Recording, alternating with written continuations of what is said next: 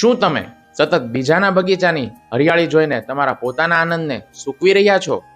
ઈર્ષા એ આત્માને બાળી નાખતો એક ઝેરી વિચાર છે.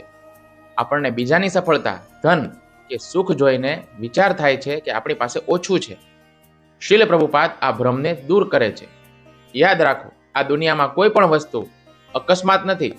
પ્રત્યેક જીવને તેના પૂર્વકર્મો અનુસાર જ સુખ, દુઃખ, ધન કે ગરીબી મળે છે. આ એક સંપૂર્ણ દૈવી વ્યવસ્થા છે. પ્રત્યેક વ્યક્તિનું ભાગ્ય પહેલેથી નક્કી છે.